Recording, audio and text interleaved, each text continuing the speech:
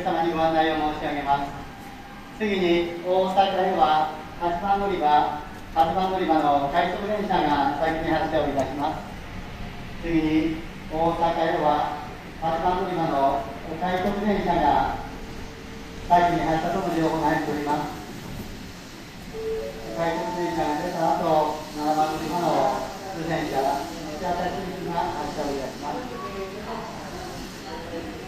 次に大阪へは8番乗り場の快速電車が先に発車となります。